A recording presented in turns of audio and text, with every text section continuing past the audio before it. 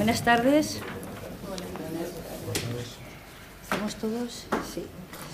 Bueno, vamos a dar comienzo al pleno ordinario, pero antes de dar comienzo, pues el primer punto del orden del día es la toma de posesión.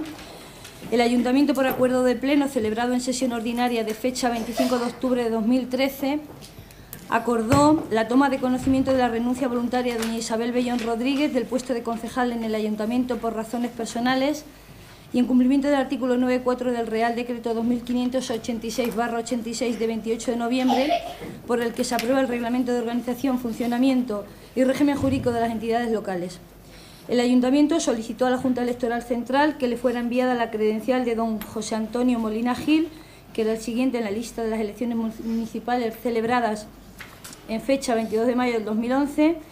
Dicha credencial fue recibida por el Ayuntamiento el día 6 de noviembre de 2013 con el número de entrada que consta en el registro 3517. Por todo ello, el Pleno de este Ayuntamiento, previo dictamen favorable de la Comisión Informativa de Urbanismo, Hacienda y Régimen Interior, en votación ordinaria y por unanimidad, adopta el siguiente acuerdo, y hay que votarlo, que es, pues sometemos al Pleno que si tiene bien aceptar la toma de posesión de este, que va a ser nuevo concejal, si así lo estimáis. Sí, estamos de acuerdo. Sí, ningún problema.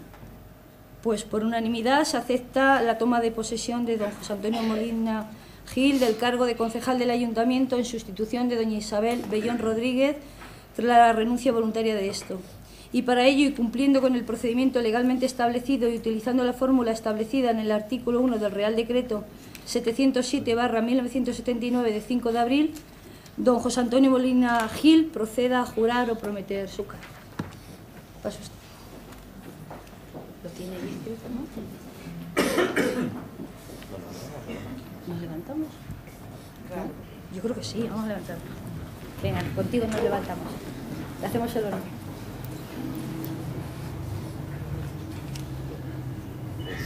Prometo, por mi conciencia y honor, cumplir fielmente las obligaciones del cargo de concejal del Ayuntamiento de Argamasilla de Calatrava, con lealtad al Rey, y guardar y hacer guardar la Constitución como norma fundamental del Estado. Bien, enhorabuena. Enhorabuena.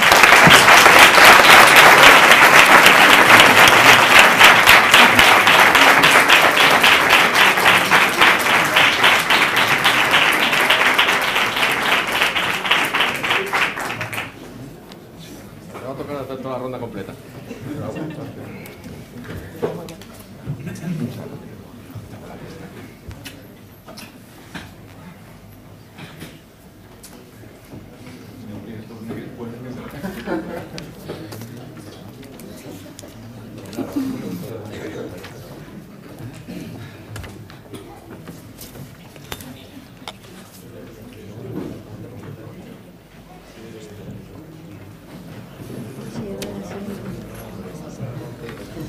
Bueno, tras la toma de posesión como concejal, se incorpora a la sesión don José Antonio Molina Gil. Darte el nombre de todos. Bueno, en primer lugar, la bienvenida a tantas personalidades como hoy están aquí. Incluso tenemos una parlamentaria nacional y un bebé bastante pequeño que es su hijo que nos acompaña. Bienvenida a Isabel, que está por aquí, y a todos y a todas.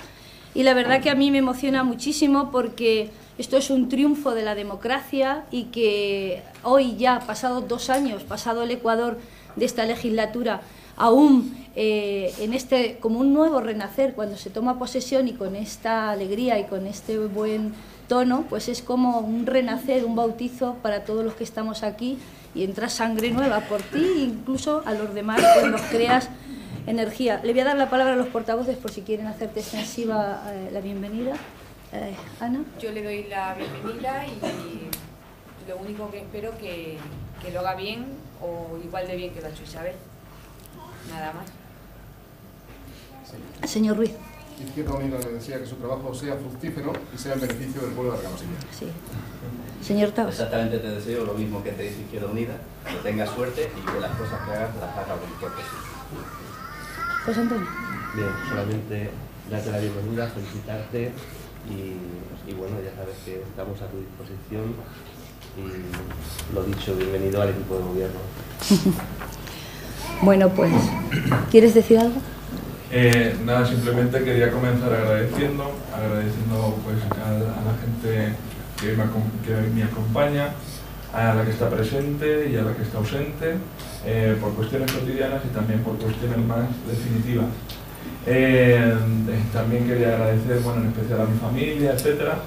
Quería agradecer, y amigos, quería agradecer a toda la corporación, a todos los partidos, por supuesto, ponerme a disposición desde ya.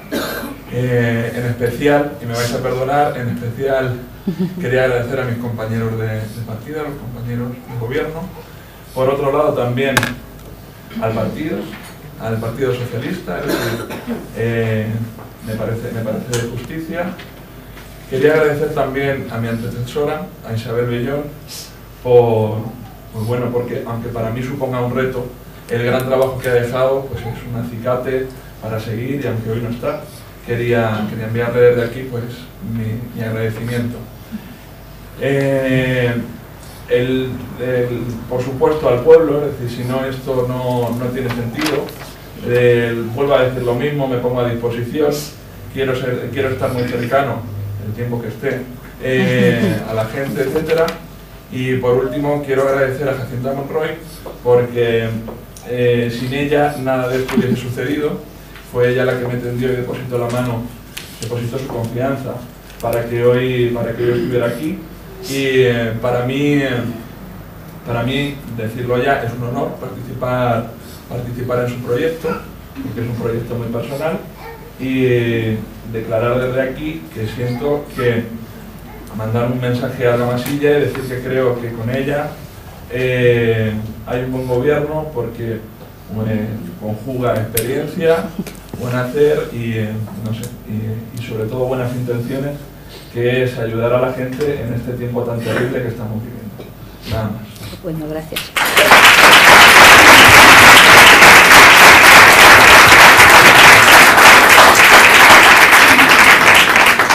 Se deriva de las palabras de José, que somos amigos y nos queremos, y Argamasilla. José aquí a trabajar se trabaja bastante, pero venga, vamos a ello.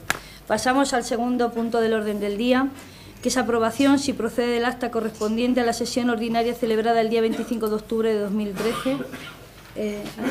¿La aprobáis? Sí. La aprobamos. Aprobada por unanimidad. Tercer punto del orden del día, comunicación del cambio de portavoz del Grupo Municipal Popular. Tuvo entrada en este ayuntamiento el pasado 11 de noviembre, con registro de entrada 3.576, donde se nos participa que desde el 30 del actual, es decir, de noviembre, ¿no?, el Grupo Municipal del Partido Popular de Argamasilla de Calatrava acuerda por unanimidad que cesa como portavoz la concejala doña Ana Belén Serrano López y pasa a sustituirle para ese mismo desempeño don Francisco Alfonso Hinojosas. Con lo cual tomamos cuenta y bueno, pues aquí estaremos. Enhorabuena que es usted ya no viceportavoz, sino portavoz. El cuarto punto del orden del día, expediente de modificación de la ordenanza fiscal reguladora de la tasa por prestación del servicio de suministro de agua potable a domicilio. Vamos a leer el acuerdo. La propuesta de alcaldía es la siguiente: de conformidad con lo establecido en el contrato suscrito con Aquagés el pasado 9 de noviembre de 2012 para la gestión del servicio de abastecimiento de agua en el municipio de Argamasilla de Calatrava, en cuya cláusula tercera, precio del contrato, se establecía, entre otras cosas, lo siguiente: las tarifas a aplicar durante el primer año de contrato, entendido desde la firma del contrato hasta el 31 de diciembre de 2013, serán las aprobadas y vigentes en el año 2012. Las tarifas por cuota fija y de mantenimiento para el año 2014 serán cuota fija 4 euros abonado y trimestre y cuota de mantenimiento 1,5 € abonado y trimestre. Considerando lo preceptuado en el artículo 49 de la Ley de Bases y en el artículo 17 de la Ley Reguladora de las Haciendas Locales, la Alcaldía propone al Pleno del Ayuntamiento que, previo dictamen de la Comisión Informativa de Hacienda, adopte el siguiente acuerdo. Primero, modificar inicialmente y con el carácter de puntual que se expresa la siguiente ordenanza fiscal municipal. Artículo 5. Cuota tributaria. Cuota de servicio, 4 euros trimestre. Cuota de mantenimiento, 1,50 euros trimestre. Segundo, someter dicha modificación a información pública y audiencia de los interesados, con publicación en el Boletín Oficial de la provincia y en el tablón de anuncios del Ayuntamiento, por plazo de 30 días para que puedan presentar reclamaciones o sugerencias, que serán resueltas por la Corporación. De no presentarse reclamaciones o sugerencias en el mencionado plazo, se considerará aprobada definitivamente sin necesidad de acuerdo expreso por el Pleno. Tercero, la expresada modificación entrará en vigor cumplidos los trámites y plazos que determina el artículo 72 de la Ley de Bases. Esta propuesta se sometió a dictamen de la Comisión Informativa de Hacienda celebrada el pasado 25 de noviembre y fue dictaminada favorablemente con 2 votos a favor de los concejales del Grupo Socialista, 2 abstenciones de los concejales del Grupo Popular, una abstención del concejal de Izquierda Unida y una abstención del concejal no adscrito, don Manuel Tabas Arias. Señor José. Aunque es parte del contrato suscrito por el Ayuntamiento con la empresa suministradora del agua, ahora no es el mejor momento para que se produzcan ningún tipo de subidas, ya que muchos de nuestros vecinos lo están pasando mal y el agua es un bien de primera necesidad. Así que si el equipo de gobierno cree que es el mejor momento para subir el agua en Argamasilla, sean ustedes los que lo aprueben, ya que este grupo se va a abstener. Señor Ruiz. Sí, nosotros vamos a mantener el voto que hicimos el día del contrato de adjudicación al agua y nos vamos a abstener.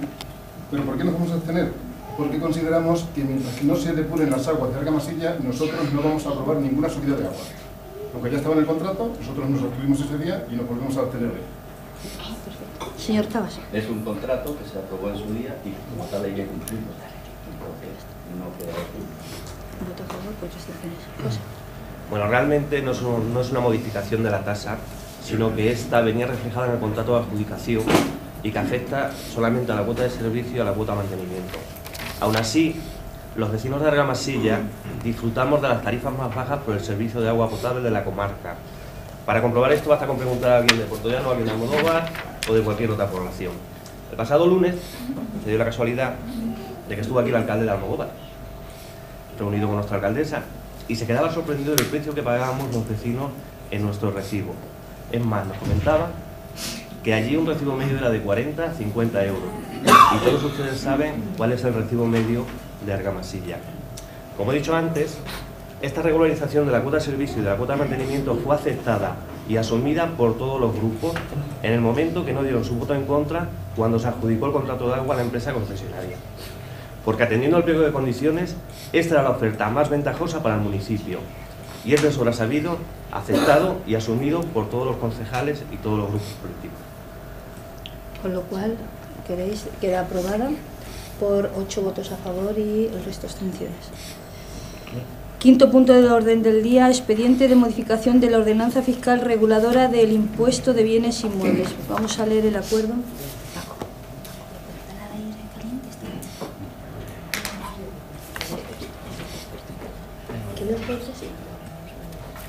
Está encendido. Está encendido, pero ¿qué tal? Sí, sí, estoy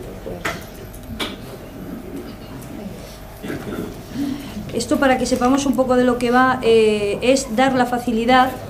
La Diputación ahora nos da la facilidad de no tener que pagar el IBI, la contribución que todos conocemos. Cuando llega la contribución se tenía que pagar en una vez, o como máximo podías pedir el fraccionamiento en 2. Entonces ahora lo que te facilita la Diputación, y es para lo que nosotros vamos a cambiar nuestra ordenanza fiscal, es para que se pueda pagar incluso mensualmente, creo que es, o se pueda pegar en 2 pagos, se pueda pagar a plazo sin recargo, ¿vale? Es un poco para lo que, sin intereses y sin recargo. Vamos a leer todo. ¿Lo leemos todo? ¿Hay que leerlo todo? ¿Lo conocéis? ¿Lo tenéis conocimiento? No lo leemos todo el texto, ¿vale? Es que es muchísimo. Leemos, ¿qué leemos? La última parte. La propuesta, leemos la propuesta. Ante las dificultades de parte de la población para hacer frente al pago de algunos impuestos y tasas municipales y con el objetivo de poder permitir a los vecinos de la localidad que soliciten el fraccionamiento en el pago voluntario del impuesto... No se escucha nada, ¿eh? Es que ella tiene la voz más suave. Un microfonillo que tampoco cuesta tanto. Intentaré hablar más alto. Que soliciten el fraccionamiento en el pago involuntario del impuesto sobre bienes inmuebles sin devengo de intereses de demora. Considerando lo preceptuado en el artículo 49 de la Ley de Bases y en el artículo 17 de la Ley de Haciendas Locales, la Alcaldía propone al Pleno del Ayuntamiento que, previo dictamen de la Comisión Informativa de Hacienda, adopte el siguiente acuerdo. Primero, modificar inicialmente y con el carácter de puntual la ordenanza fiscal reguladora del impuesto sobre bienes inmuebles, cuyo texto obra en el expediente. Segundo, someter dicha modificación a información pública y audiencia de los interesados, con publicación en el Boletín de la Provincia y tablón de anuncios del Ayuntamiento por plazo de 30 días para que puedan presentar reclamaciones o sugerencias, que serán resueltas por la Corporación. De no presentarse reclamaciones, se considerará aprobada definitivamente sin necesidad de acuerdo expreso por el Pleno. Y tercero, la expresada modificación entrará en vigor cumplidos los trámites y plazos que determina el artículo 70 de la Ley de Bases. Esta propuesta se sometió a dictamen de la Comisión de Hacienda celebrada el 25 de noviembre y el dictamen fue favorable por unanimidad. Le doy, señor. Este punto lo va a hacer Ana. Si me permites, lo explico un poquillo. Ah, sí, la alcaldesa que me ha dado la palabra. Ya no, se lo digo a la alcaldesa. ¿Hay ayuda? No, porque no está aquí. Puede hacer un resumen. Si la alcaldesa que no considera la palabra. Si usted quiere Venga, explicarlo, no, estamos de acuerdo. que he sido yo, que lo va a explicar. Pero José, sí, José, estoy de José. La modificación que se propone es incluir en nuestra ordenanza fiscal el que nuestros vecinos se puedan acoger al fraccionamiento de pago en este impuesto. Fraccionamiento que consideramos que va a beneficiar a todos, ya que permite que se pueda pagar en 2 veces, en los meses de julio y octubre. Que nadie piense que se va a subir el IBI, todo lo contrario. Lo que pretendemos con esta acción es facilitar y que sea más llevadero el importe y el importante desembolso que supone el impuesto de bienes inmuebles, que es uno de los impuestos más gravosos para los vecinos. Ana. Este punto, sin embargo, al contrario que el anterior, sirve para aliviar el pago en una sola cuota del recibo del IBI, pudiéndose dividir en 2 pagos a lo largo del ejercicio fiscal, sin que en ello salgan perjudicados los vecinos, ya que no tienen ningún tipo de interés de demora.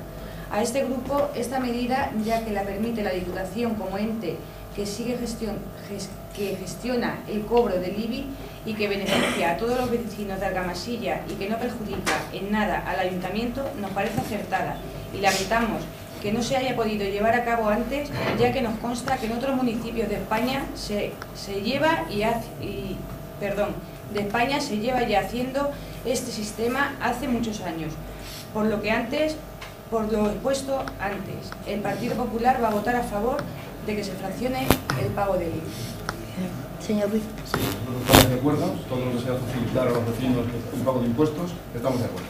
Pero ese no es el problema. El problema, señor García Serrano, es que ustedes ya subieron el IBI en 2008 el 10% y el Gobierno Central volvió a subir el IBI en 2011 el 10%. Con lo cual, desde que empezó la crisis, el IBI subió una Argamasilla más del 20%.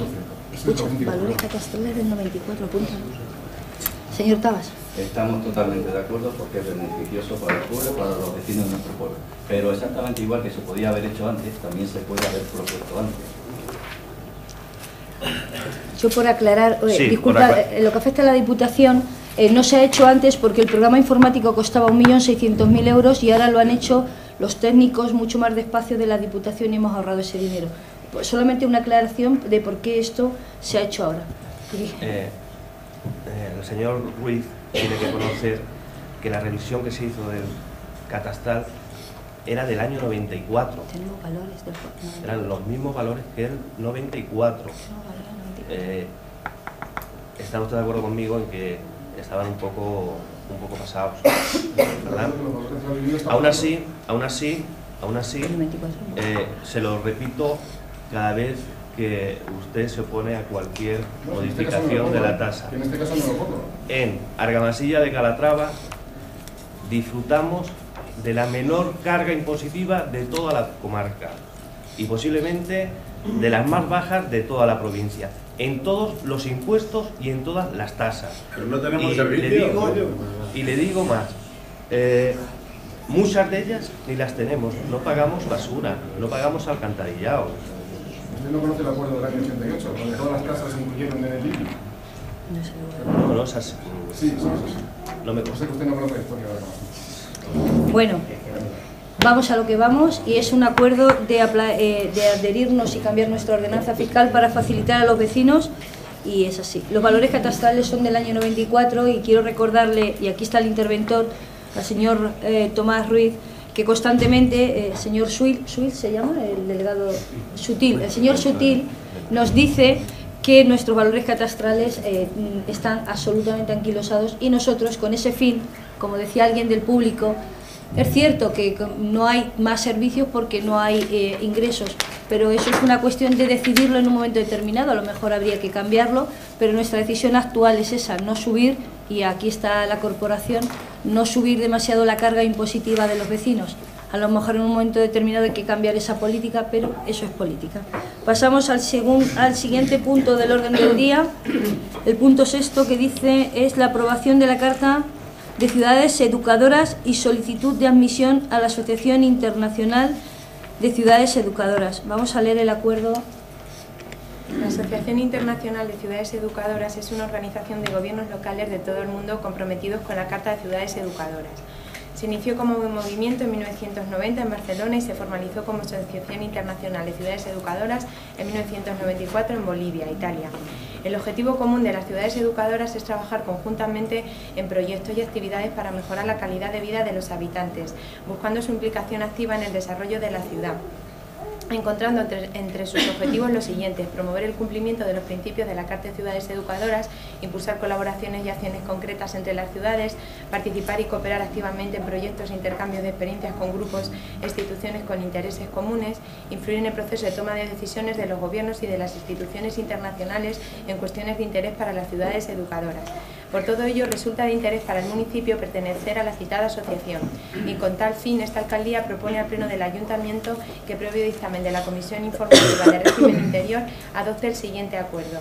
Primero, asumir la Carta de Ciudades Educadoras, cuyo texto íntegro está en el expediente, y solicitar la admisión del Ayuntamiento de Argamasilla de Calatrava a la Asociación Internacional de Ciudades Educadoras. Segundo, realizar los trámites necesarios para formalizar el ingreso del municipio en dicha asociación, concretamente cumplimentar la solicitud de ingreso y la adhesión a la Carta de Ciudades Educadoras firmadas por la alcaldía, remitir dicha documentación junto con una copia del presente acuerdo que ratifica la adhesión y abonar la cuota correspondiente. José, ¿quieres explicarlo?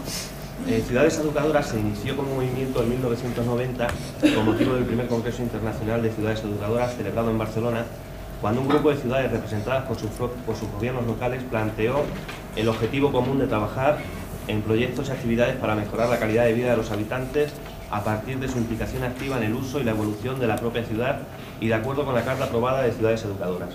Los objetivos de Ciudades Educadoras son promover el cumplimiento de los principios de la Carta de Ciudades Educadoras, impulsar colaboraciones y acciones concretas entre las ciudades, participar y cooperar activamente en proyectos e intercambios de experiencias con grupos e instituciones con intereses comunes, profundizar en el discurso de ciudades educadoras y promover sus concreciones directas, influir en el proceso de toma de decisiones de los gobiernos y de las instituciones internacionales en cuestiones de interés, dialogar y colaborar con diferentes organismos nacionales e internacionales, y las ventajas que ofrecen son formar parte activa de un conjunto de ciudades con una filosofía común que permite formular proyectos conjuntos en base a los principios de la mencionada Carta, mostrar a la ciudad sus programas, experiencias y otras aportaciones a través del Banco Internacional de Documentos y de otros medios de comunicación, conectar directamente con otras ciudades, formar parte de la Asamblea General y contribuir al desarrollo y funcionamiento de la asociación, elegir y ser elegida para los puestos de representación y otras responsabilidades, participar en los congresos internacionales y optar a su organización,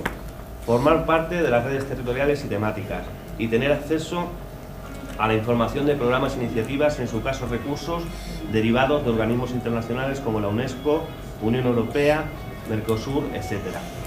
Porque creemos que para Argamasilla de Calatrava va a ser muy positivo formar parte de la Asociación Internacional de Ciudades Educadoras, proponemos al Pleno la aprobación de la solicitud de admisión.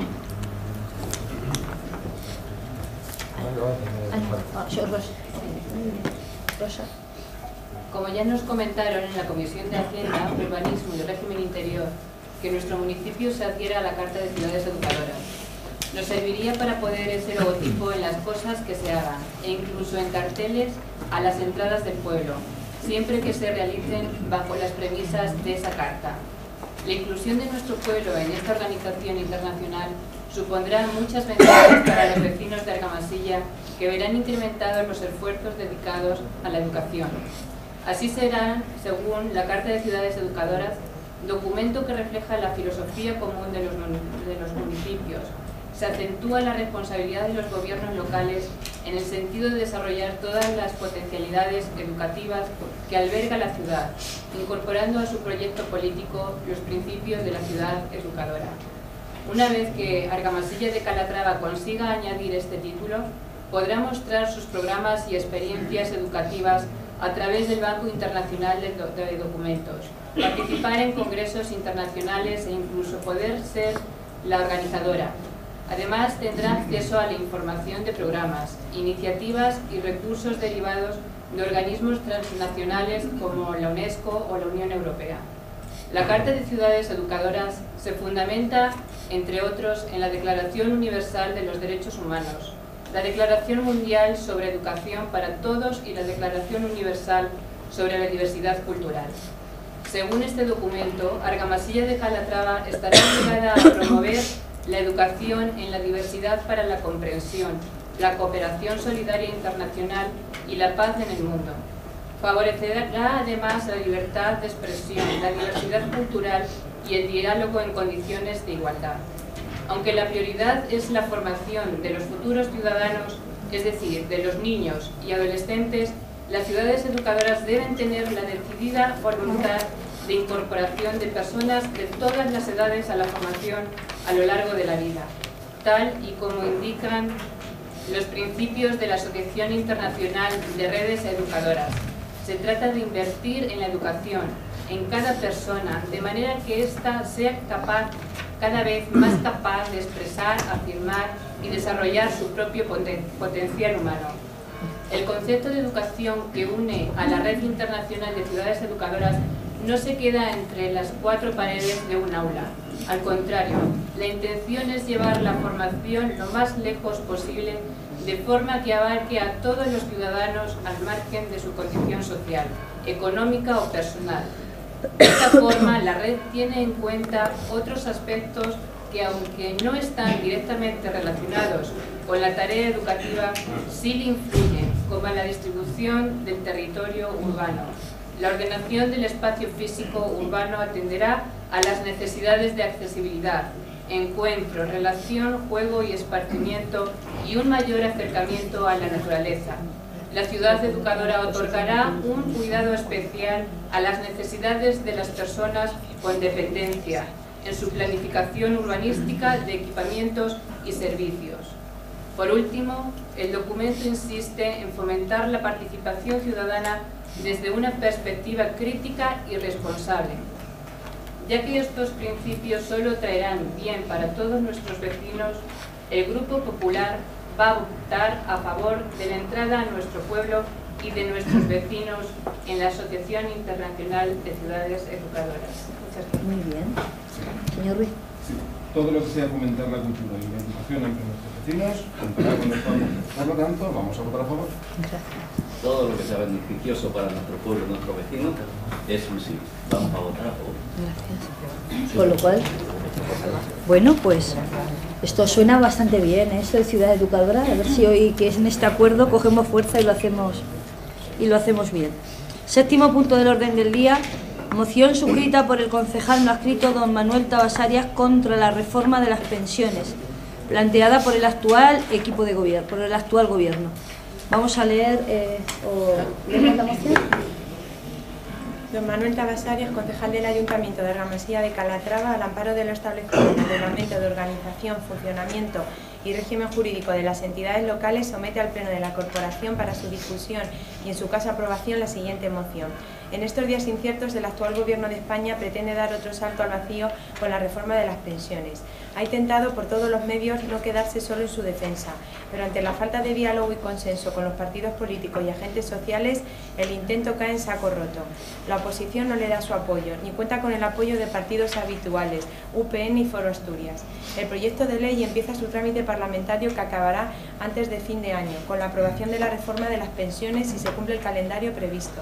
Pero negros nubarrones de incertidumbre se ciernen sobre los pensionistas, presentes y futuros, y sus pensiones.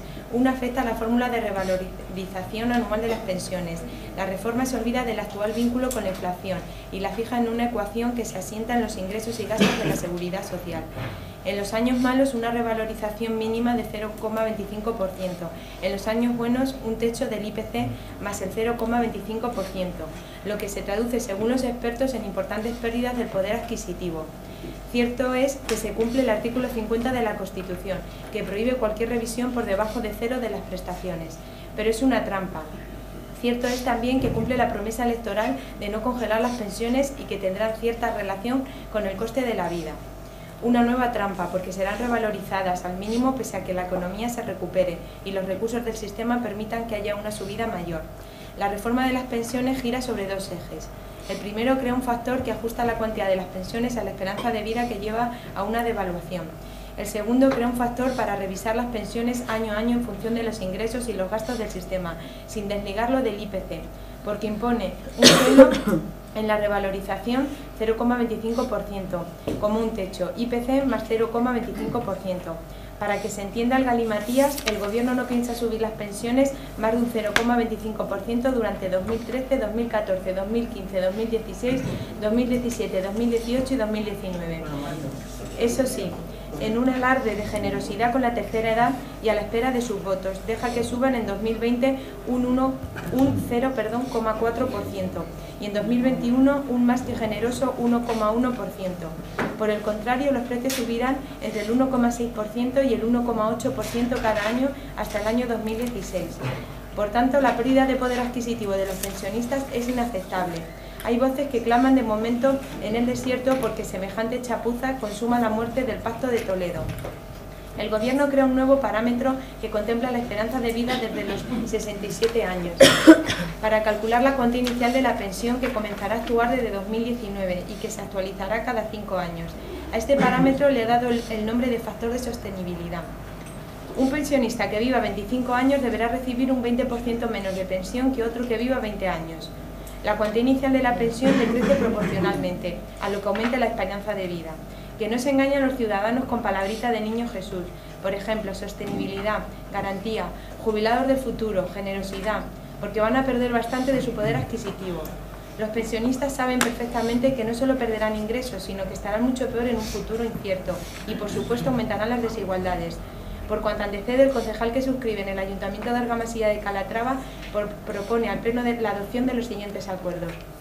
Primero, nuestra firme oposición a la reforma de las pensiones tal y como pretende el actual Gobierno, que afectará no solo a los futuros pensionistas, sino también a los actuales jubilados. Segundo, que se mantenga el poder adquisitivo de los pensionistas y no se castigue y empobrezca más a los jubilados, que ya bastante mal lo pasan con esto de la crisis. Tercero, que se dé traslado de la misma a la Junta de Comunidades de Castilla-La Mancha, al Ministerio o Ministerios que corresponda y al Gobierno de España. Señor Cabas, algo que... Hablaré después cuando... Pues... Los portavoces.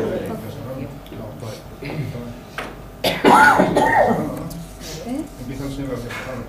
¿Por qué? De mayor a menor. Siempre es así. Que yo sé. Pero vamos a ver, aunque sea la propuesta de él...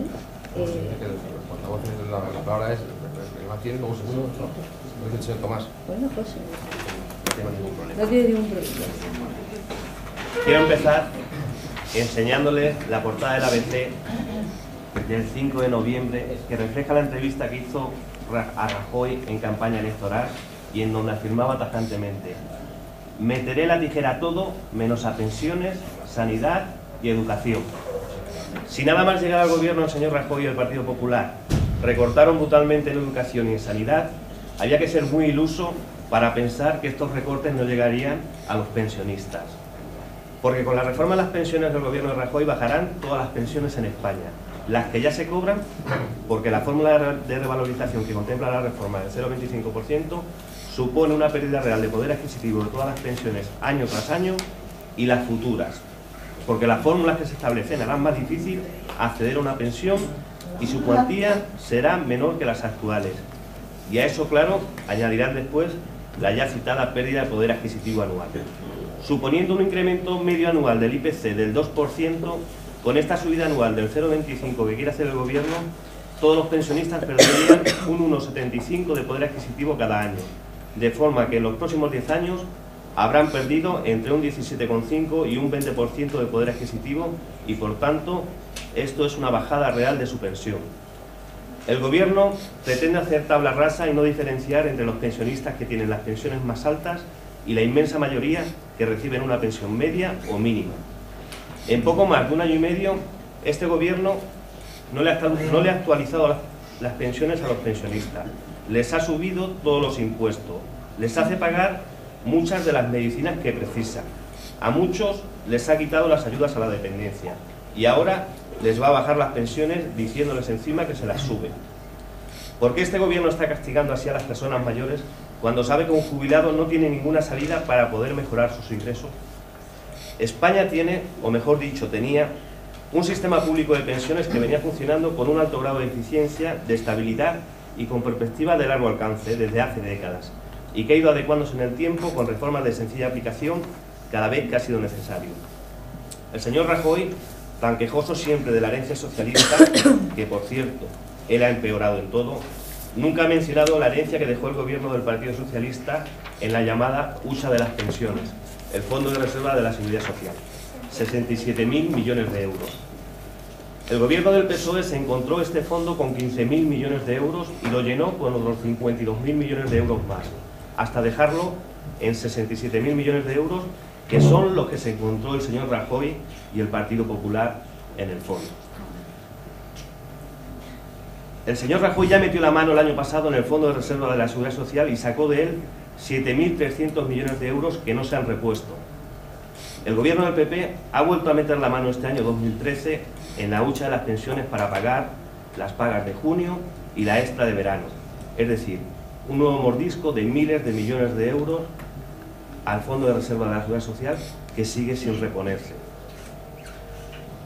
Por mucha mayoría absoluta que tenga, el Gobierno no puede imponer una reforma de las pensiones con menos consenso de la que tiene la que está en vigor, porque la que está en vigor se realizó con el consenso del Gobierno, los sindicatos y los empresarios, con el activo concurso del Pacto de Toledo y con el apoyo explícito de gran parte de los partidos políticos.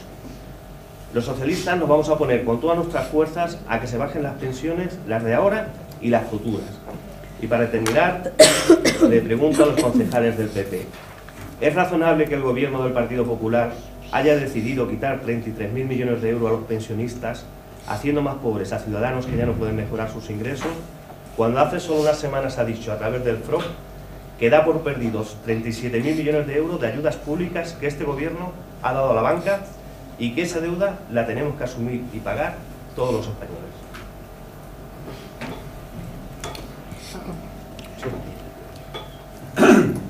Señor Tabas, nos sorprende después de releer su moción varias veces que no hayamos encontrado ningún comentario a las anteriores políticas del Partido Socialista, que usted bien debe de saber, ya que ha sido portavoz de este grupo al principio de la legislatura y tiene información de primerísima mano sobre las cifras, mentiras y demás que nos heredaron el mejor gobierno de España, el señor Zapatero, que además hace unos días en televisión y en su libro reconoce abiertamente que nos dejaron al borde del rescate, señor García Serrano, y lo reconoce el líder de su partido que gobernó durante 8 años, al borde del rescate, y que si hubieran tenido que acudir a ese rescate, este país estaría tan mal como Grecia.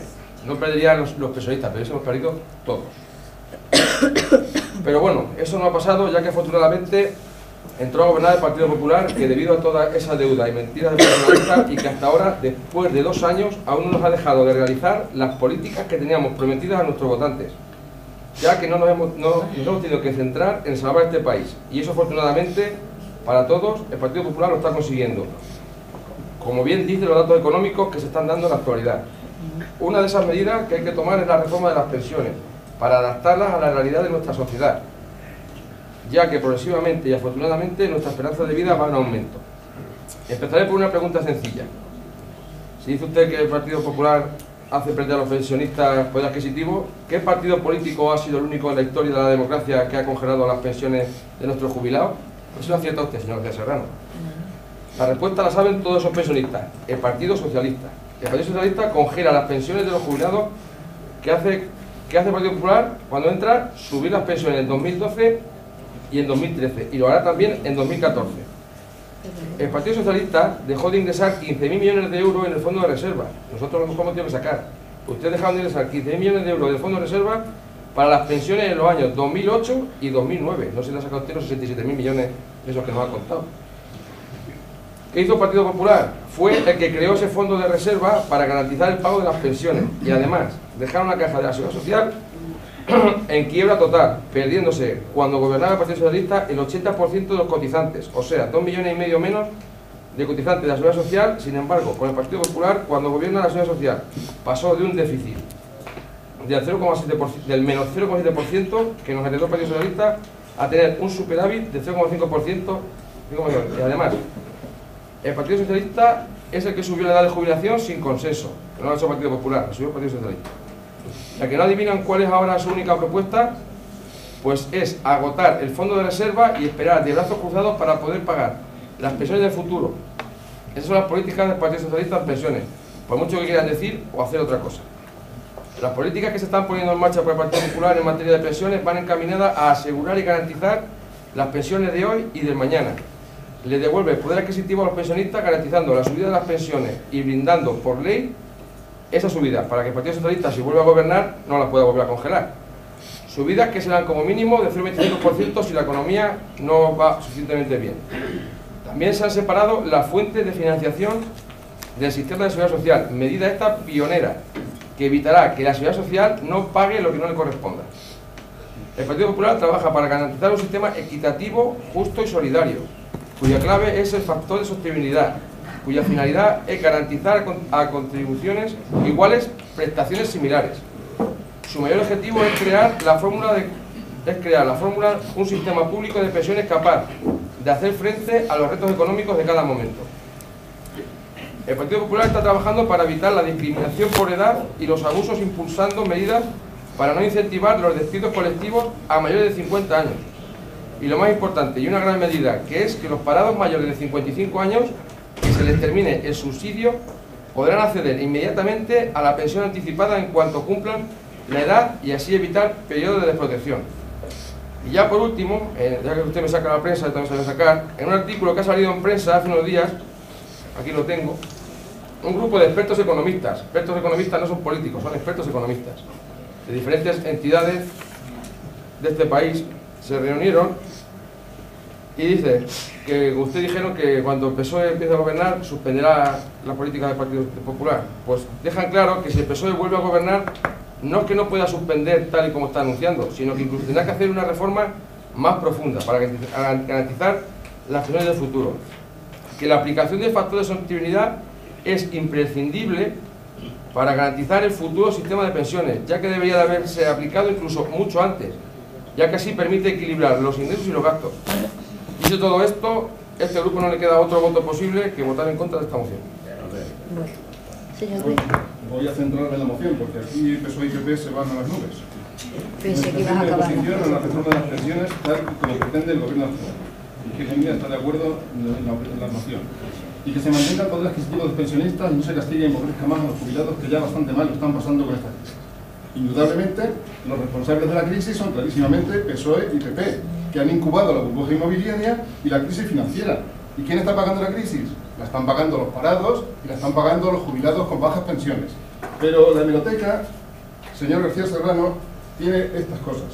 En el pleno de junio de 2010 hay una moción del señor Tabas, entonces portavoz del Partido Popular, prácticamente idéntica, contra la congelación de las pensiones. ¿Y qué nos decía la señora Monroy en ese momento, portavoz del Grupo Socialista? Entiende que este tipo de cuestiones no deben de ser objeto de debate en un pleno del Ayuntamiento, porque versa sobre cuestiones que pertenecen a la competencia del Ejecutivo Estatal y respecto a las cuales los ayuntamientos no tienen ninguna capacidad de decisión o modificación. De hecho, como ya dije en la Junta de Portavoces en ese momento, existen informes jurídicos que avalan la tesis de que las cuestiones que no sean competencia municipal no deben plantearse en los plenos municipales. Bien, votaron en contra y votaron a favor de la congelación de las pensiones. Por lo tanto, la hemeroteca tiene estas bromas y estas cosas. Disculpe, pero entonces lo que quiere decir es que no venga esta moción a pleno. No, eso lo decía usted en 2010. Ah, yo, claro, que yo es lo que yo decía, que no viniera a pleno. Bien. Señor Tabas.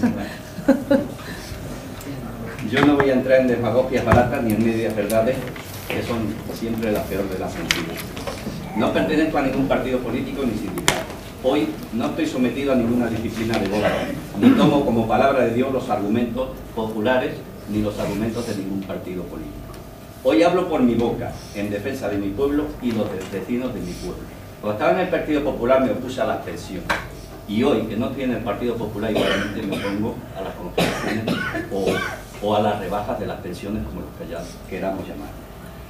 Simplemente modificaciones. Y voy a hablar simplemente bien clarito aquí para que todos me entiendan de las preguntas que cada uno de ustedes tiene en su cabeza y que están reflejadas en empresas y que están contestadas por personas expertas, no por personas expertas pertenecientes a un partido político, sino por personas expertas que no pertenecen a nadie. ¿Cuáles son esas preguntas? Son tres muy claritas. ¿Bajarán las pensiones? Sí, a partir del 2019, cuando se aplique el factor de solidaridad intergeneracional. La pensión a la que tenga derecho cada jubilado se repartirá entre un mayor número de años, por lo que la prestación anual será menor. Segunda pregunta. ¿Se perderá el poder adquisitivo? Sí. Y además lo harán de forma continua. Durante estos primeros años las pensiones subirán mucho menos que la inflación, pero incluso cuando la economía se recupere, el techo fijado por el gobierno hará muy difícil que las prestaciones recuperen el terreno perdido. Tercera pregunta. ¿Cuál será el primer gobierno que sufra los efectos impopulares de un recorte nominal de las pensiones? El que gane las elecciones dentro de 2 legislaturas. Rajoy posiblemente no, y por eso hoy lo hace. Las políticas que modifican las reglas básicas del sistema económico y social, como son las pensiones, se llaman reformas porque cambian el marco de normas e instituciones. Por eso no hay que cerrarse en la mayoría parlamentaria de un gobierno determinado. Necesitan del consenso social. Ustedes, señores del PP, están más cerca de la anomía que de la cohesión social. No buscan el interés común de todos, sino el de un partido concreto. Ese es su problema, no el mío. La Organización para la Cooperación y Desarrollo Económico ha dicho, como titular de prensa, las generaciones que sostienen a los jubilados de hoy tendrán peores pensiones, y especifica en prensa. Las reformas suponen que la mayoría de los trabajadores que están entrando en el mercado laboral hoy tendrán pensiones más bajas que las generaciones anteriores y necesitarán ahorrar más para su retiro. Así de crudo describe la OCDE el futuro que espera quienes están sosteniendo a los pensionistas de hoy, en especial para las personas con ingresos medios. En España se necesitan 38,5 años trabajados para percibir la pensión completa, por lo que hay que empezar a trabajar con 20 años para aspirar a la máxima nómina al jubilarse con 65 años. Y voy a poner como último un ejemplo que no es mío, un ejemplo que viene publicado en prensa y cualquiera de ustedes puede verlo. Se calcula, para saber cómo hacen con el factor de sostenibilidad, que es el que nos va a amargar la vida a los que hoy somos pensionistas, a los que mañana llegarán a ello. Esperanza de vida en 2014, se calcula en 20,27 años. Esperanza de vida en 2019, 21 años.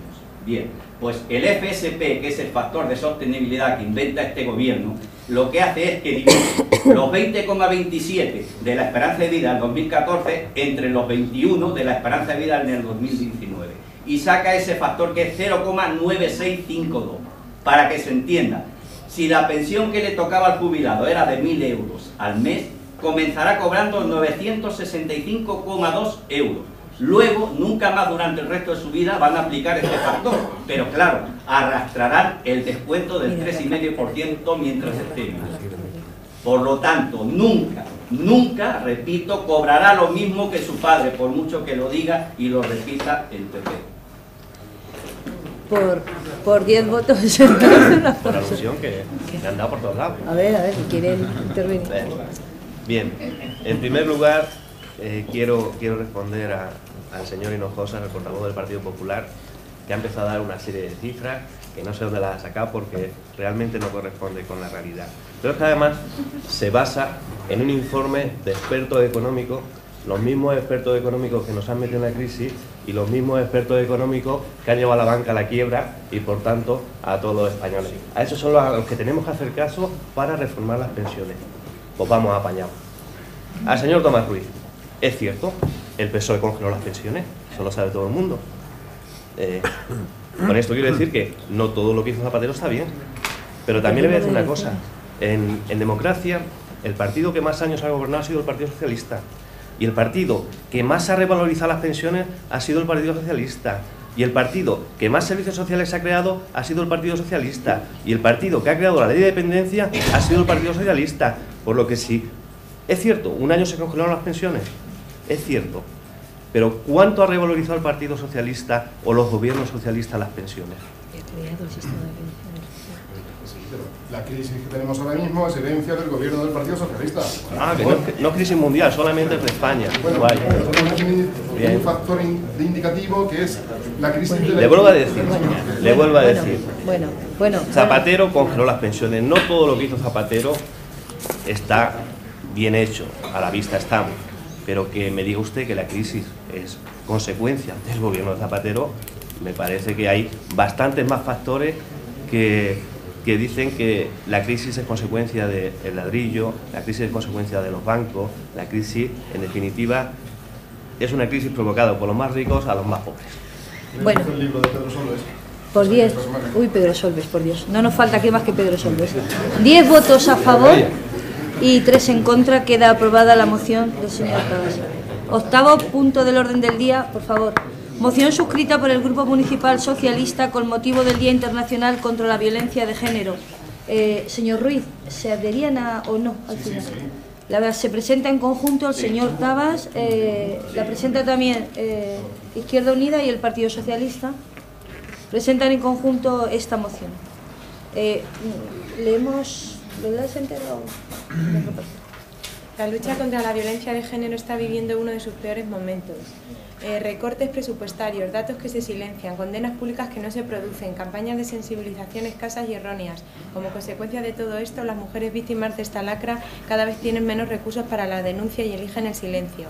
La crisis nos afecta a todos y a todas, pero más aún a los más débiles. Las mujeres maltratadas forman parte de los más vulnerables, necesitan seguridad, los recursos y el respaldo de las instituciones para salir de la espiral de la violencia. El Gobierno ha dejado de prestar apoyo a este colectivo de mujeres y también a los y las menores que sufren esa violencia. Las llamadas de auxilio han disminuido, hay menos denuncias y aumenta el número de mujeres que las retiran. La violencia de género se está convirtiendo de nuevo en un asunto privado, de puertas para adentro, del que nada puede denunciarse. Mientras el Gobierno no responde, afronta cada asesinato como un dato más para la estadística, actúa insensible ante el drama de estas mujeres, de sus hijos e hijas, de toda la sociedad. El recorte presupuestario que han sufrido las partidas destinadas a la lucha contra la violencia de género en estos años de gobierno del PP ha sido sangrante, ya supera el 28%. Esta merma de los recursos supone menos atención, menos sensibilización, menos prevención y más mujeres víctimas de esta violencia. En estos 2 años de gobierno popular han desaparecido centros de atención a las víctimas y otros han sido obligados a reducir las prestaciones por los recortes presupuestarios. Solamente han llevado a cabo una campaña cuya distribución no correspondió a criterios de sensibilización hacia las mujeres ni a los intereses de la lucha contra la violencia de género, puesto que su difusión no se realizó teniendo en cuenta la cobertura mediática. El Gobierno intenta tapar esta realidad anunciando una estrategia nacional contra la violencia de género dotada con 1.500 millones de euros. Hasta la fecha no se ha podido comprobar la existencia de dicho plan en los presupuestos generales del Estado para 2014 en ninguna de las partidas presupuestarias, ni en las respuestas a las preguntas planteadas en sede parlamentaria. En los últimos 10 años han sido asesinadas más de 700 mujeres y la respuesta del Estado debe ser de primer orden. Así lo entendimos, por eso cuando los y las socialistas tuvimos responsabilidades de gobierno, aprobamos una de las leyes más avanzadas de nuestro entorno y quizás del mundo. Una ley que inició el camino para la erradicación de la violencia de género en nuestro país y que necesita del continuo apoyo para conseguir el fin para el que se aprobó. El Gobierno ha tomado otras decisiones que también afectan a la lucha contra la violencia de género. Por una parte, la eliminación de la asignatura de Educación para la Ciudadanía, que contenía aspectos claves para la prevención y la concienciación de los y las jóvenes.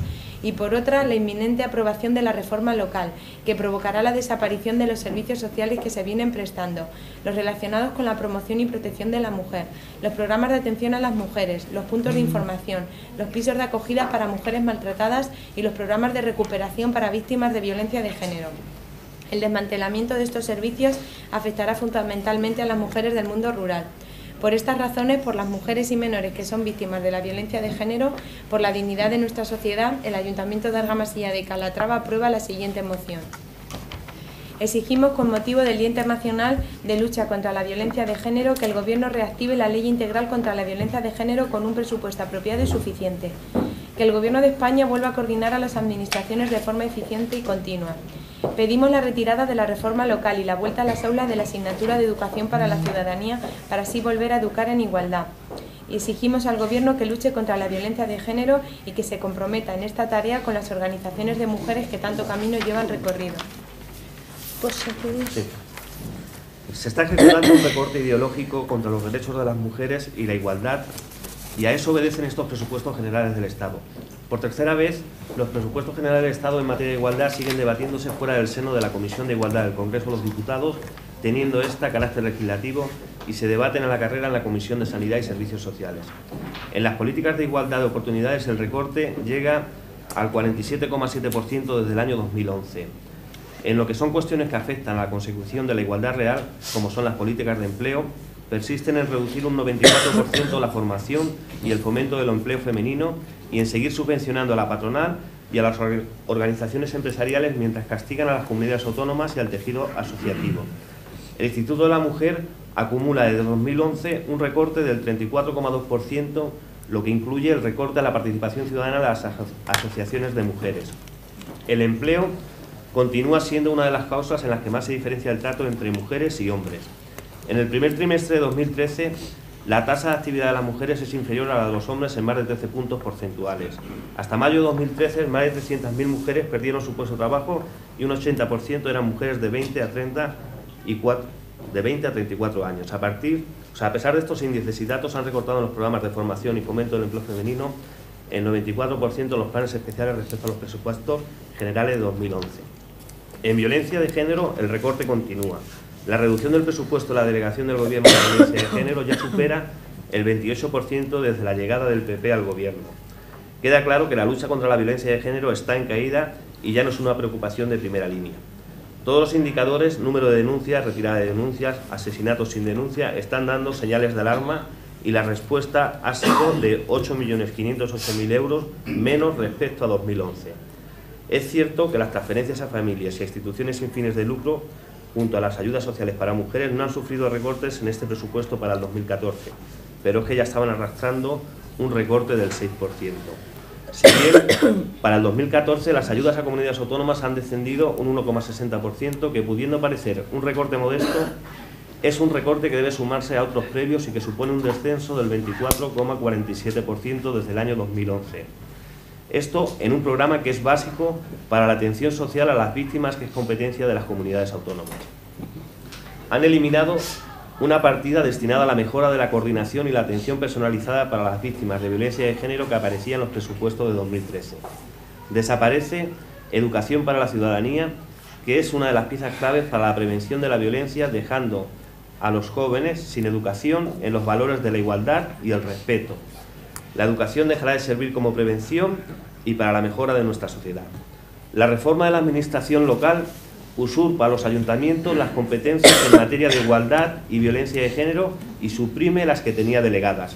Solo incluye entre las competencias propias la atención inmediata a personas en situación o riesgo de exclusión social. Con ello, se desmantelan multitud de servicios de apoyo a las mujeres que están prestando los ayuntamientos. Con esta reforma local, los programas de atención a las mujeres, puntos de información, pisos de acogida para mujeres maltratadas, programas de recuperación de las víctimas de violencia de género, etc., desaparecerán.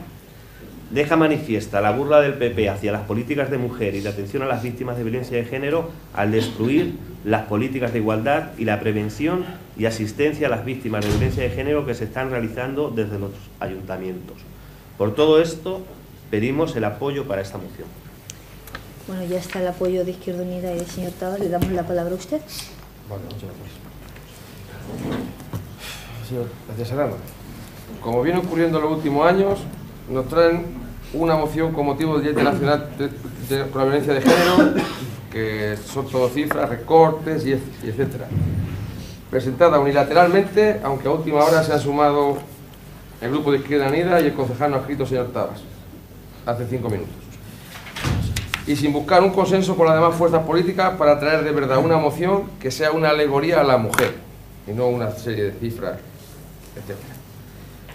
Dentro de su moción, dentro de su argumentario, nos parece de una gran falta de respeto y de una indecencia política sin límites decir que el Gobierno afronta cada asesinato como un dato para la estadística y que es insensible ante el drama de las mujeres y de sus hijos e hijas, cuando cada vez que ocurre un desgraciado suceso de esta índole, todas las fuerzas políticas, y digo todas las fuerzas políticas, muestran su repulsa más grande. Así que vamos a exigirles que retiren de la moción todas esas frases y párrafos, como ya he pedido a la Junta de Portavoces. Otra cosa que no entendemos es que tiene que ver la asignatura de educación para la ciudadanía con la lucha contra la violencia de género, ya que los valores que hacen que se pueda luchar contra esa lacra están en la educación de base, o sea, en los valores que los padres podamos dar a nuestros hijos e hijas, intentando educarlos en la igualdad de géneros y en el respeto por la pareja, ya que los colegios están para enseñar, no para educar. También mienten cuando dicen que la ley de la reforma local va a provocar la desaparición de los servicios sociales en lo relacionado con la promoción y protección de la mujer. Como ya le digo, mienten, ya que en nuestro pueblo eso será competencia de la Junta de Comunidades, que la podrá delegar por convenio, que además ahora serán de 5 años y no 1 como antes, y además asegurando por ley el cobro del mismo. Así que creo que antes de redactar todas estas incongruencias debería de leerse bien el último borrador de la mencionada ley.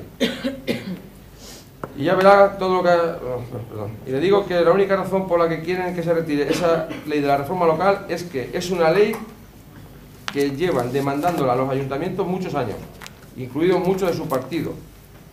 Y es que lo que les preocupa es que no van a poder controlar todos esos temas. Como va a ser delegado, pues no podrá controlarlos.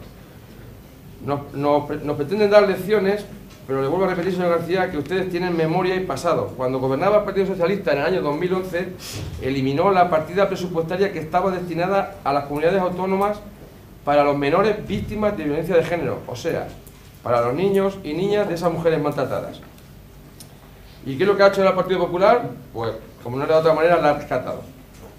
Como no podía ser de otra forma, el Partido Popular ha sido el que más recursos ha destinado para erradicar la violencia de género, poniendo 22 millones de euros para poner en marcha planes personalizados de atención a víctimas de violencia de género y a sus hijos.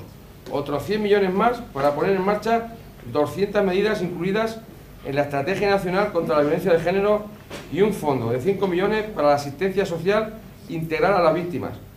Y anteriormente también se le dio gratuidad en el acceso a la justicia. Además, ahora el Partido Popular ha incluido a los menores dentro de la protección de las víctimas de violencia de género.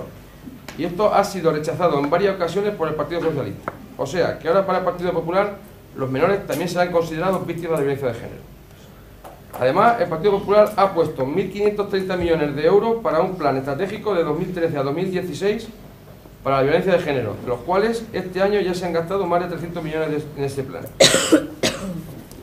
Así que este grupo va a votar en contra de la moción, sobre todo de su texto, que creemos no tiene nada que ver con la defensa de la violencia de género, sino más bien un uso torticero del tema para reivindicarse.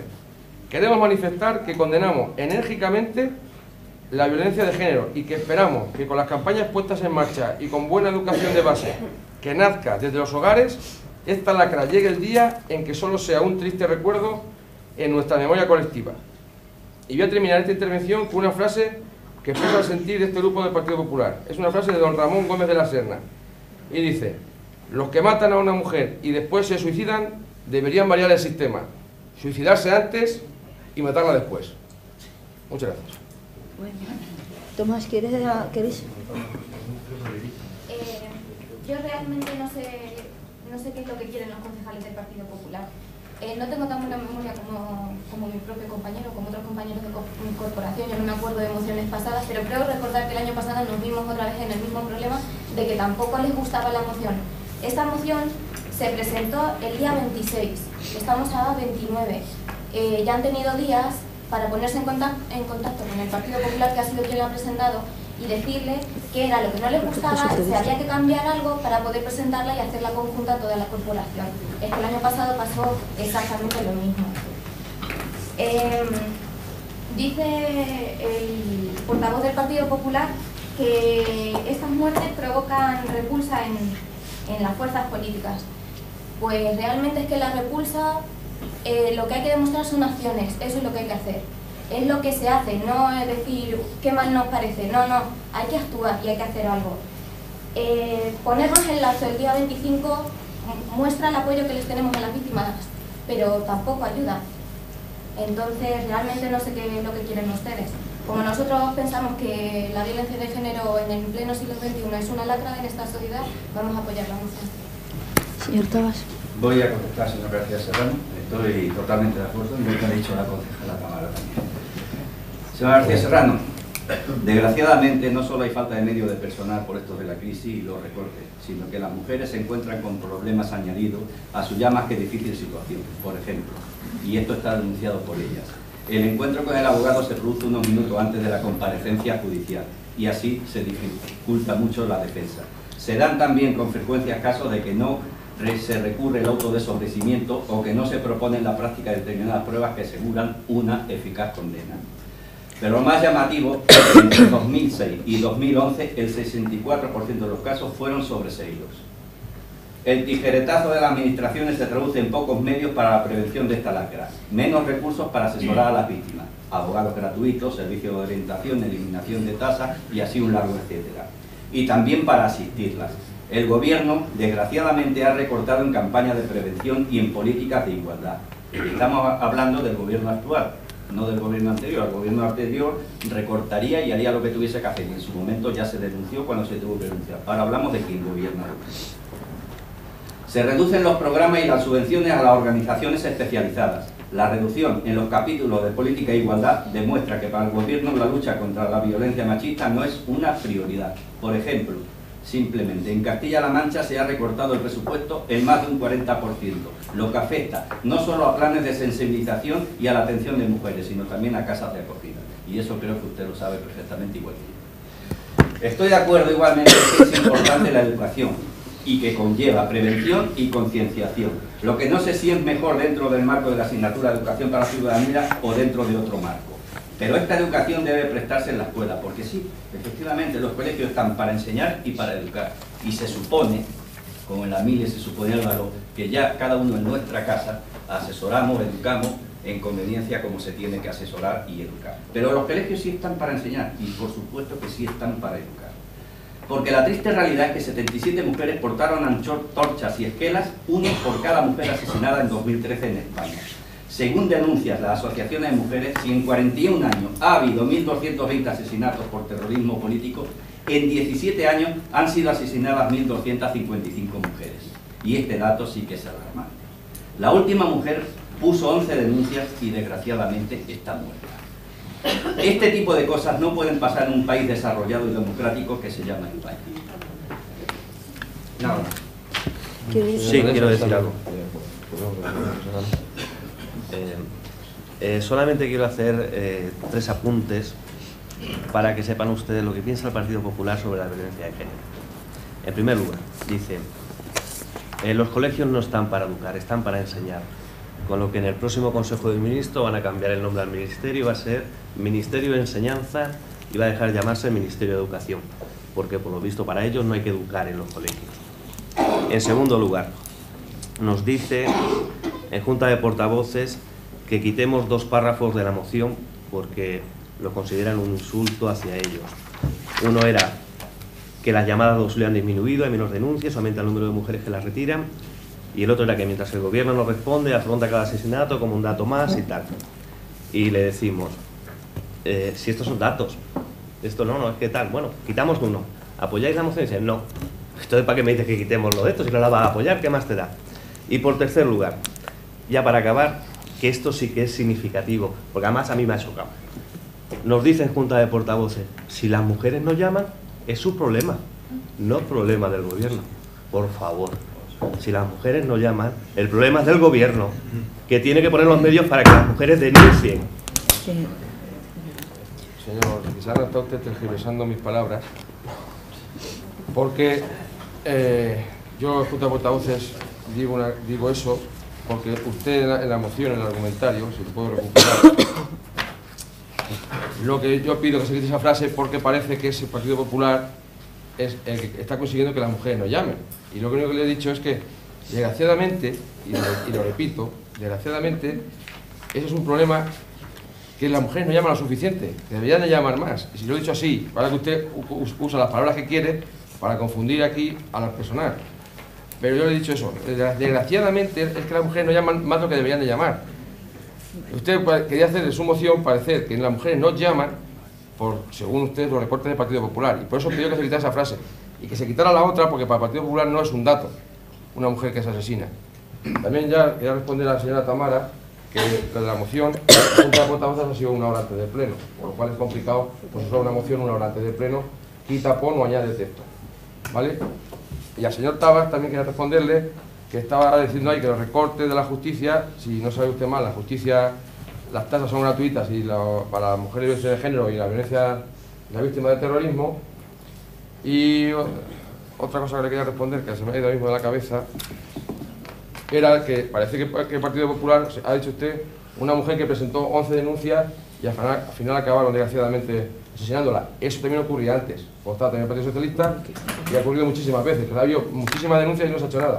No es culpa del Partido Popular que eso no se haga, es culpa de la ineficacia de la justicia o de otra cosa. Achaquémoslo a otro problema, no se lo achaquemos a un partido o a unas siglas políticas. Nada más. Señor Tabas. Vamos a ver. Yo la verdad que quien creo que aquí tergiversa y quien dice lo que no sucede tanto en las comisiones y demás, en este caso el representante del Partido Popular. Y no voy a entrar en eso porque es que ya me casualidad, sinceramente, de verdad. Yo no les entiendo, vamos a ver. Aquí el Partido Socialista presenta una moción, me parece perfecto. Dice que hemos tenido una hora nada más, ¿no? Como bien ha dicho la concejala Tamara, hemos tenido 6 días para ver esa moción. Y si ustedes querían añadir algo, o quitar algo, o hacer algo, se ponen en contacto con el partido que gobierna, que él nos llamará a nosotros, formarán una junta de portavoces o lo que sea, tiempo antes, y entonces ya haremos lo que se tenga que hacer. Incluso por media hora antes hemos tenido tiempo, porque prácticamente todo lo que decían, excepto esos 2 párrafos que a ustedes les disgustaba, y se podían haber suprimido porque la señora alcaldesa ha estado dispuesto a ello en todo momento, se habrían quitado, pero aún así han dicho que no apoyaban la moción. Entonces, ¿qué era lo que querían? Es que no lo entiendo, sinceramente. Ustedes sí, le da mucho a recitar cita de Gómez de la Serna. Yo voy a terminar no con una cita de Gómez de la Serna, sino con una cita que decía mi abuela, que era que donde no hay mata, no hay patata. Seguimos. Vale, sí,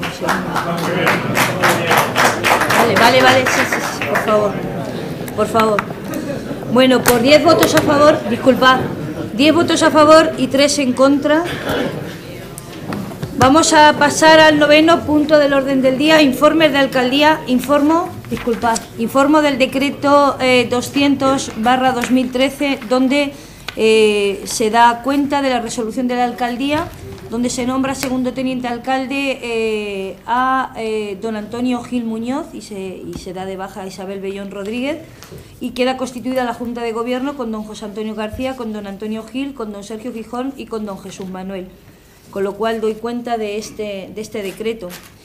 Respecto al pago, decir que después de 2 años y medio, lo que yo no me lo terminaba de creer, hemos recibido a lo largo de esta semana, bueno, entre pago a proveedores que aún no se ha hecho efectiva y pago efectivo al ayuntamiento, alrededor de 1.400.000 euros, más 200.000 euros que se pagaron en septiembre, y nos deben a día de hoy unos 300.000 euros.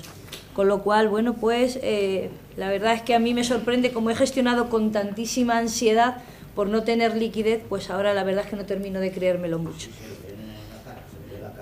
Estoy mejor, ¿verdad? Duermo por las noches. Es que hay mucha ansiedad. Muchas gracias. Pasamos, os quiero también informar que hemos escrito carta al rector para que nos informe a los que no estaban presentes. Tamara Izquierda Unida nos dice que si podemos ayudar a la gente que estudia en la universidad de alguna manera, para ayudarles de alguna forma para becarlos. Se le ha instado al rector de la universidad para que nos haga llegar qué personas de Argamasilla de Calatrava están matriculadas en la universidad. Y termino con informando del tema de la depuradora. Saben ustedes, el famoso filtro vivo, está realizado desde 1983, tenemos un pinar, bueno, Domingo lo conoce. La situación es que a día de hoy Aguas de Castilla-La Mancha no logramos que acepte el convenio que teníamos Aguas de Castilla-La Mancha y el ayuntamiento para que se haga esa depuradora. Hemos tenido, el pasado lunes tuvimos una reunión con el alcalde de Almodóvar, porque ustedes saben que estábamos juntos, Almodóvar y Argamasilla, para que se nos realizara esa depuradora. No sabemos cómo podemos llegar a realizarla. Esta depuradora cuesta 13 millones de euros, imagínense los que cuesta. Nuestro presupuesto oscila en 4 millones de euros, presupuesto para todo, con lo cual no lo podemos asumir. Entonces ahora estamos viendo la posibilidad y nos hemos puesto en contacto con la Confederación de hacer una depuradora mucho más pequeña y hacerla por fases. La jefa de servicio, los técnicos están de acuerdo. Hemos pedido reunión con la consejera de Fomento, intentando que nos ayude a solventar esta situación, y el próximo miércoles nos recibe la directora general de Aguas de España en Madrid, porque nos consta que tiene 100 millones de euros para depuración, y allí vamos el alcalde de Almodóvar y yo, a ver si tiene a bien darnos una pequeña cantidad, porque nuestra depuradora lo que vamos a hacer es sacarla por partes. Una primera parte serían 400.000 euros, y la depuración total para el próximo, lo que nosotros queremos constituir, y para el POM, porque el problema de la depuradora es que ahora mismo nosotros vertemos al filtro verde, estamos cumpliendo parámetros, pero 2015 Europa dice que no puede haber más filtro verde, con lo cual eso es un problema. Además, nuestro PON, nuestro Plan de Ordenación Municipal, si no tenemos depuradora, queda paralizado, con lo cual es un problema bastante grave para nosotros, y con el fin de resolverlo estamos intentando buscar de alguna manera cómo salvar esta situación y buscar la depuración para Argamasilla, Calatrava, y el alcalde de Almodóvar para Almodóvar, porque la situación de Almodóvar aún es peor. No tiene filtro vivo, no tiene filtro verde, con lo cual vierte directamente al río, y es sancionado por las dos confederaciones, por Guadiana y por Guadalquivir. Así que bueno, esta es la situación que me gusta informarles a todos para que sepan cómo estamos. Y ya pasamos al 10º punto del orden del día, cuestiones. ¿Tenemos alguna urgencia de algún grupo? ¿Nada?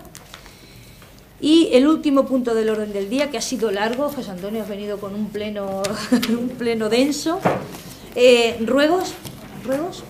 Sí, pregunta. Ruegos. A ver. El Partido Popular quería hacer un ruego, que ya que hace unos cuantos meses atrás, en el 2011, creo recordar, el 2012, el ayuntamiento puso una pancarta diciendo que a medida de Cospedal, presidente de la Junta de Comunidades de nuestro ayuntamiento, pusiera otra durante el mismo tiempo, poniendo que a medida de Cospedal, presidente de la Castilla-La ha pagado la deuda suya y la que no es suya, que también tenía el gobierno socialista. Un momento, yo contestaré. Más ruegos, por favor. No, yo pregunto, una pregunta. También. ¿Preguntas? Sí, yo. Bueno, ¿lo hacemos de aquí para allá o...? Da igual, también. A ver, Paco. Sí, yo mismo. A ver, queríamos saber si se han tramitado por parte de los agentes sociales de Argamasilla de Calatrava peticiones a la Junta de Comunidades para el Fondo de Emergencia Social, al cual se le ha añadido hace poco tiempo otros 3 millones más de euros. Y en el caso de que no se haya tramitado ninguna, nos gustaría saber cuál es el motivo. Yo no lo sé. Porque se están quedando sin gastar en la Junta, son 3 millones de euros. ¿Por qué no se ha tramitado? Seguimos. A ver, yo quería decirle que si San Isidro solamente van a limpiarlo cuando se le pide aquí el Partido Popular en el Pleno, porque vuelve a estar en las mismas condiciones, parecía aquello un vertedero. Más preguntas. Y otra pregunta que quería decirle es que igual que en Virgen del Socorro hay contenedores, para la gente que vive en la finca La Dehesa se podrían facilitar también contenedores. Más preguntas. A ver, señora César, todos sabemos que aquí en la calle Ferrandis se han colocado unos maceteros. Bueno, pues nuestro grupo quiere saber el por qué se ha dado prioridad a este gasto antes de terminar y arreglar cosas muchísimo más importantes que hay aquí en nuestro pueblo. Y también, pues, por supuesto, saber el costo de cada macetita. Tomás. Sí. Señora alcaldesa, ¿por qué no se han retirado los postes metálicos para luces de la calle Umbría que se instalaron en la feria de septiembre? Le pedimos también que se retiren los escombros echados debajo del puente de Cantarranas, muy cerca de la calle Colta. Y también que se limpien los escombros de la parcela que bordea la residencia de ancianos de los Encinares por el este, que tiene bastantes escombros. ¿Pero eso es propiedad del ayuntamiento? Sí, que yo sepa, sí. Yo pienso que sí. El aparcamiento del cementerio el día 1 de noviembre carecía de espacio, con las consiguientes molestias para los vecinos y el peligro para el tráfico. Esperamos que el año próximo se regule de una manera más eficaz. Seguimos. Más cosas. Luego, en la calle Mayor, entre las calles Prosperidad y Andalucía, había una serie de aparatos para hacer ejercicios deportivos. ¿Por qué se han retirado? Y es verdad que si esos mismos aparatos se han llevado a otro lugar. Y la última. Algunas marquesinas de las paradas de autobuses están precintadas.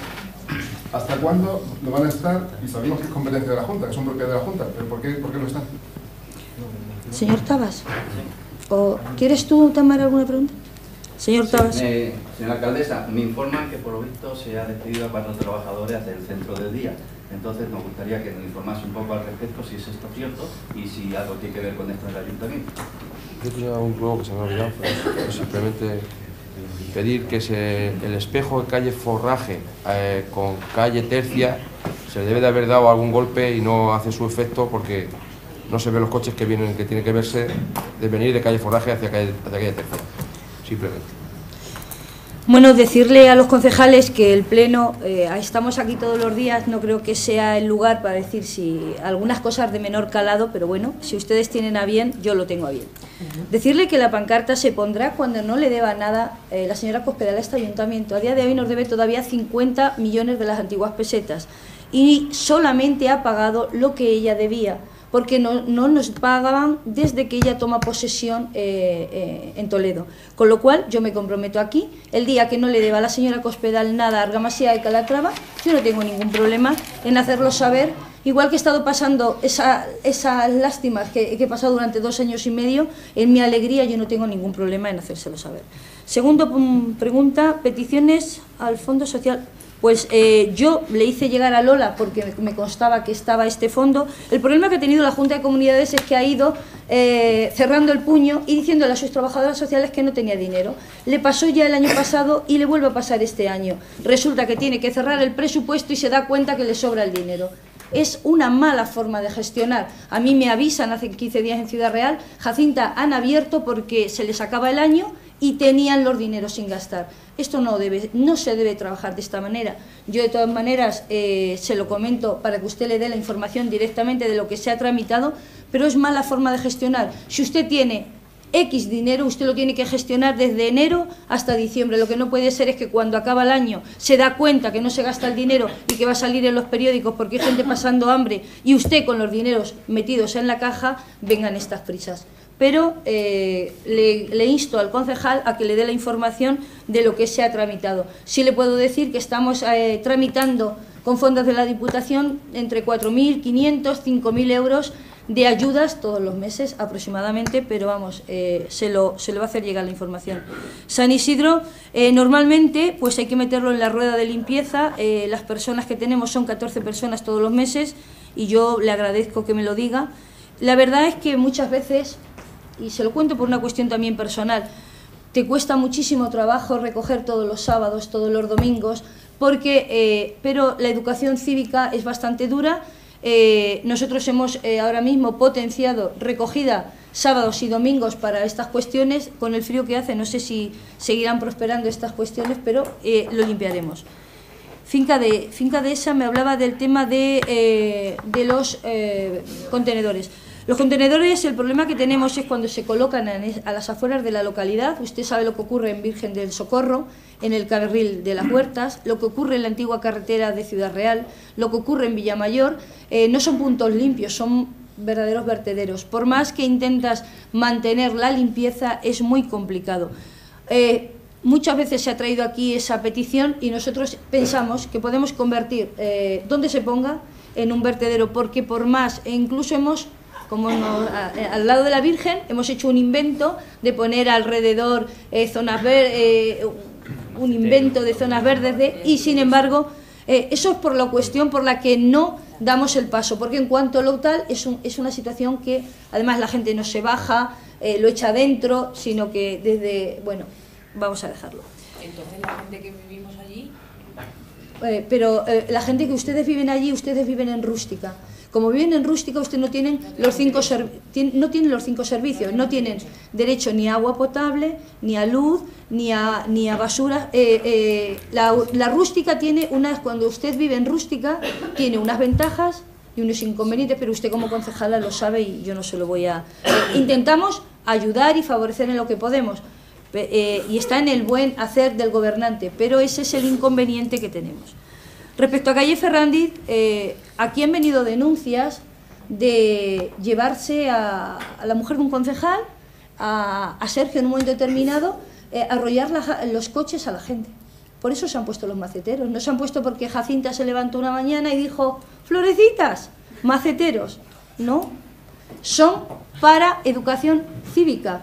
Porque lo que no puede ser lo que se está haciendo es limitar que a los peatones y a los viandantes se los lleven. Aquí hemos tenido informes de la policía, es decir, en la voz populi puede ser, pero usted, que es una persona que es concejala, que usted tiene que primar el sentido común y la coherencia, porque en lo que tal, usted tiene que entender que el ayuntamiento, como bien decía que tengo ahora cara de alegría, ahora tendremos más disponible, pero cuando hemos tomado esa decisión es porque era arrasada la gente y se la era llevada por delante. Entonces, es una forma de proteger a los viandantes. Disculpad que continuamos. ¿Cuánto han costado? Le doy la información, yo no sé exactamente, porque sí que le he de decir que hemos comprado bastantes para eliminar, porque a mí me parece, y al equipo de gobierno, las barreras arquitectónicas vamos a eliminarlas, vamos a eliminar esos hitos que hay en muchos sitios tan agrestes, lo vamos a eliminar y vamos a... florecitas, vamos a poner en algún sitio más, ¿sí? Porque me parece mucho más, y me voy a permitir femenino, pero yo soy mujer, no me voy a arrepentir de ser mujer. ¿Por qué no se han retirado los puntos? Sí lo pensé el otro día. Es que queremos poner iluminación de Navidad en esa zona y hemos pedido presupuesto, por eso siguen puestos. Calle Umbría, es los de Calle Umbría, pero tampoco nadie ha venido a decir que le molestaba ni nada, porque si no, se hubiesen quitado, si alguien ha venido a quejarse, pero nadie lo ha venido. Yo le agradezco lo de los escombros de la residencia, si no es propiedad del ayuntamiento no lo podemos retirar. Luego creo que es la parte de arriba, la del ayuntamiento, esa parte de ahí. Por el este, la que sube hacia la farmacia. La que sube hacia la farmacia. No, pero hay una parte, yo creo que es la parte de arriba la nuestra, la del ayuntamiento, pero bueno, lo miramos. El 1 de noviembre, tráfico, ¿qué es esto? ¿Qué ha dicho? El aparcamiento en el cementerio. Es que no nos dejó el propietario. Estamos gestionando, ya le adelanto, tener un buen aparcamiento para la próxima tal, pero es que dependíamos del propietario. El propietario cerró, valló, aró y no teníamos, pero no se preocupe que si llegamos a buen acuerdo vamos a tener un buen aparcamiento para el próximo 1 de noviembre. Y calle Mayor, pues sí, los hemos quitado porque no se utilizaban. Hicimos un estudio pormenorizado de tal y no llegaban a utilizarse los aparatos, y lo que hemos hecho es cambiarlos y potenciarlos. Se han comprado nuevos y se han ubicado en Avenida Libertad, en la Avenida de los Almendros, ¿cómo le llaman? La Avenida del Colesterol. Nosotros el estudio es que, pero mira, les invitamos a caminar y tal. Las marquesinas están precintadas por la Junta de Comunidades y me han dicho que es el tiempo necesario porque hay una empresa que han subcontratado para toda la provincia y el tiempo necesario para subsanar y para ponerlas al día. Porque como son propiedad de la Junta de Comunidades de Transporte, de la Consejería de Transporte, son ellos quienes se encargan. Y respecto al centro de día, pues el centro de día, bueno, eso es una empresa quien lo gestiona, evidentemente en colaboración con el ayuntamiento. El ayuntamiento se ha negado siempre a los despidos. Lo que sí es cierto es que en ayuda a domicilio hemos pasado de tener más de 150 casas atendidas a tener ahora 80 casas atendidas. El problema es que estamos teniendo es que la Junta de Comunidades no resuelve los expedientes, no nos admite a nadie nuevo, la gente fallece y no nos admite a ningún expediente nuevo para que reciban ayuda a domicilio, porque esto va con dependencia, la dependencia no se está evaluando y es más, Ahora la situación que nos estamos encontrando es que algún dependiente que tiene retribución económica, hay unas resoluciones, le están llegando de la Dirección General, quitándole esa retribución económica y sustituyéndola por ayuda a domicilio.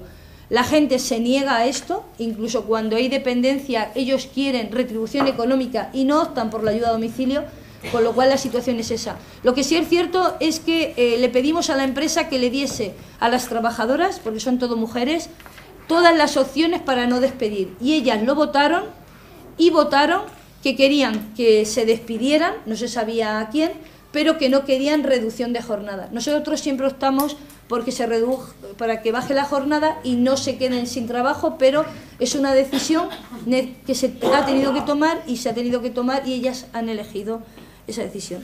Y tomamos en cuenta lo del espejo, calle Forraje. No ha venido información de la policía respecto a este tema, pero lo tomamos, recolocamos el espejo. Lleva varias semanas. Dando un golpe, porque si lo que sea. Pues nadie nos ha venido que normalmente. Ya, simplemente no está la posición correcta. Bueno, pues darle las gracias por el pleno. Mañana tenemos la presentación de un libro. El próximo lunes tenemos poner la placa del Hidropeñasco. Y también tenemos mañana la conmemoración de Santa Cecilia, con lo cual les invitamos y muchísimas gracias y enhorabuena, José Antonio.